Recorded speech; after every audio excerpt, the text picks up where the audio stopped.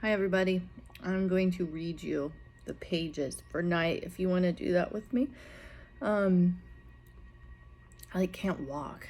I'm old obviously, and my sciatic nerve is freaking out and it's extremely painful. So all right, we're gonna start at the middle of 36, like at the little page break. So I'll remind you that yesterday when we read, he and his dad, Ellie and his dad, thought they were going to maybe be killed, thought they were maybe going to be burned, and then they ended up not. And they're in this barrack, and they had like all the hair shaved off of their bodies, which we didn't talk about. Like two purposes mainly. One was lice, and then the other one was like just making everyone look the same, kind of taking away their humanity. So that's kind of where we're at, middle of 36, where it says around 5 o'clock in the morning. So read along with me. We're going to go to the bottom of 40. Okay, here we go. Around 5 o'clock in the morning, we were expelled from the barrack. The capos were beating us again, but I no longer felt the pain. A glacial wind was enveloping us. We were naked, holding our shoes and belts. In order, run. And we ran. After a few minutes of running, a new barrack. A barrel of foul-smelling liquid stood by the door. Disinfection. Everybody soaked in it. Then came a hot shower.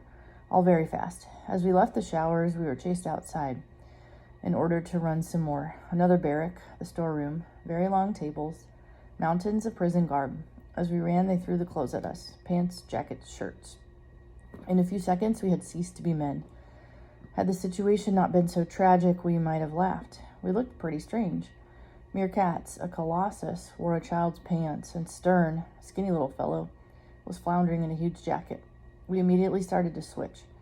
I glanced over at my father. How changed he looked. His eyes were veiled. I wanted to tell him something, but I didn't know what. The night had passed completely. The morning star shone in the sky. I, too, had become a different person. The student of Talmud, the child I was, had been consumed by the flames. All that was left was a shape that resembled me. My soul had been invaded and devoured by a black flame. So many events had taken place in just a few hours that I had completely lost all notion of time. When had we left our homes, and the ghetto, and the train? Only a week ago? One night? One single night? How long had we been standing in the freezing wind? 1 hour? A single hour? 60 minutes? Surely it was a dream. Not far from us, prisoners were at work. Some were digging holes. Others were carrying sand. None as much as glanced at us. We were withered trees in the heart of the desert. Behind me, people were talking. I had no desire to listen to what they were saying or to know who was speaking or what about. Nobody dared raise his voice, even though there was no guard around.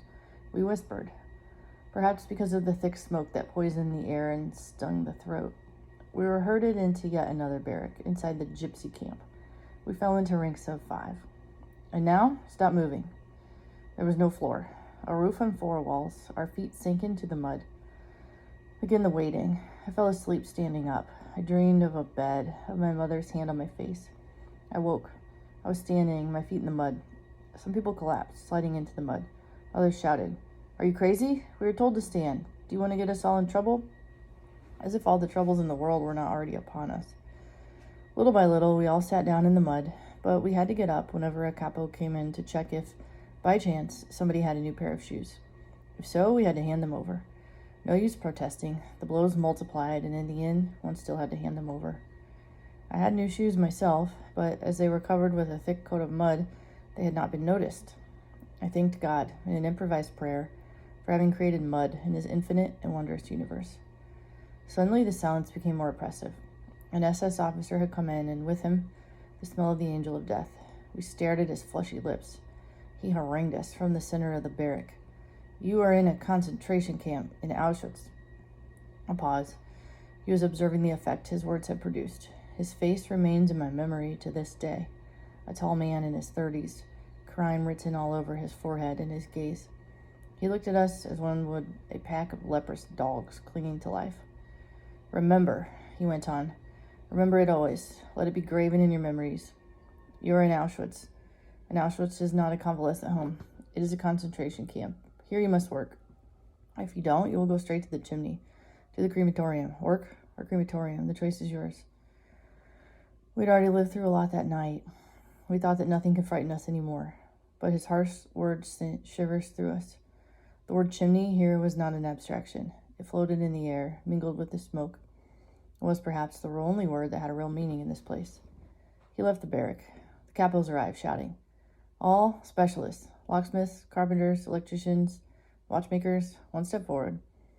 The rest of us were transferred to yet another barrack, this one of stone. We had permission to sit down. The gypsy inmate was in charge. My father suddenly had a colic attack. He got up and asked politely, in German, "Excuse me, could you tell me where the toilets are located?" The gypsy stared at him for a long time, from head to toe, as if he wished to ascertain that the person addressing him was actually a creature of flesh and bone, a human being with a body and a belly. Then, as if waking from a deep sleep, he slapped my father with such force that he fell down and then crawled back to his place on all fours. I stood petrified. What had happened to me? My father had just been struck in front of me, and I had not even blinked. I had watched and kept silent. Only yesterday I would have dug my nails into this criminal's flesh. Had I changed that much so fast? Remorse began to gnaw at me. All I could think was, I shall never forgive them for this.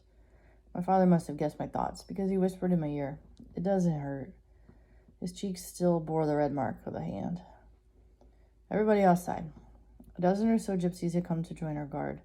The clubs and whips were cracking around me. My feet were running on their own. I tried to protect myself from the blows by hiding behind others. It was spring. The sun was shining. Fall in 5 by 5. The prisoners I glimpsed that morning were working nearby. No guard in sight, only the chimney's shadow. Lulled by the sunshine in my dreams, I felt someone pulling at my sleeve. It was my father. "Come on, son." We marched. Gates opened and closed. We continued to march between the barbed wire. At every step, white signs with black skulls looked down on us. The inscription, "Warning, danger of death." What irony was there here a single place where one was not in danger of death? The gypsies had stopped next to a barrack. They were replaced by SS men who encircled us with machine guns and police dogs. The march had lasted half an hour. Looking around me, I noticed that the barbed wire was behind us. We left the camp. It was a beautiful day in May. The fragrances of spring were in the air. The sun was setting. But no sooner had we taken a few more steps than we saw the barbed wire of another camp. This one had an iron gate with the overhead inscription, "Arbeit macht frei." Work makes you free. Auschwitz. Okay, that's where we're stopping. Check my hair, it looks good. The gypsies, if you remember, those are the Romany people that you guys read about the other day that you made a really good looking Venn diagram about. When his dad has a colic attack, like you know how babies get colic and they cry all the time, it's because their tummy hurts. So his dad just had to go to the bathroom, like he really had to go, and then that's why he was slapped. And then here at the end, when they go to a different camp, it's just another part of Auschwitz. So remember when they first arrived, they were at Birkenau, which was the area where they like received all the new prisoners and kind of filtered through them to see who they wanted to keep as workers. And now that they've been kept, they're being moved back to the main part of the camp where they will become workers. And that's it. So we will read starting there tomorrow. Remember to turn in your night vocab B helper if you didn't do that yet. It's due tonight by midnight, so turn it in on Canvas, okay? That'll be one of the very last assignments of the quarter, because the end of the quarter is Friday. So like the vocab helper will be on there, and then this week's IXL, so the one from Monday and the one from today, that'll be on for 10 points. And then the journals we do this week, so the one we did yesterday, and then the one that we'll do like tomorrow and maybe Friday. Those will be the last assignments, the last points of the quarter. So definitely, no matter who you are and how good or bad your grades are, look at Power School like today. And then that way you know if you need to turn stuff in for any of your classes. You know, be smart about it. Okay, I'm around, so email me if you need anything, and Make good choices.